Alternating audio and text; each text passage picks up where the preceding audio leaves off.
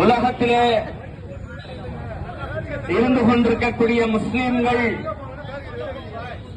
தன்னுடைய இனங்களை மறந்து, மொழிகளை மறந்து, நிற வேறுபாடுகளை மறந்து ஈரான் தேசத்துடைய சுப்ரீம் லீடராக இருந்து அமெரிக்காவுக்கும் இஸ்ரேலுக்கும் சிம்ம சொப்பனமாக திகழ்ந்த ஆயத்துல்லா அலி கமேனி அவர்கள் பயங்கரவாத தாக்குதலால் ஷஹீதாக்கப்பட்டிருக்கிறார். இன்னா லில்லாஹி வ இன்னா இலைஹி ராஜிஊன். உலக நாடுகள், உலக முஸ்லிம்கள் இன்று ஆழ்ந்த வருத்தத்திலே இருக்கிறார்கள்.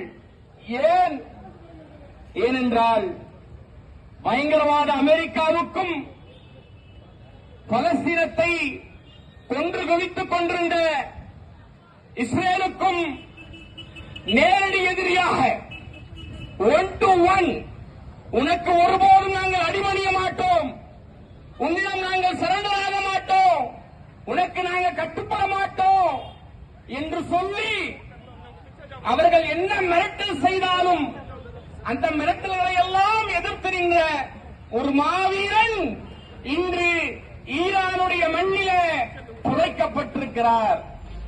அவர் புதைக்கப்பட்டிருக்கலாம், ஒரு காமேனி புதைக்கப்பட்டிருக்கலாம்.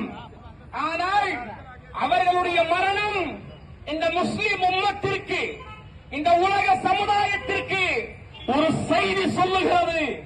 அந்த செய்தி முக்கியமானது. என்ன?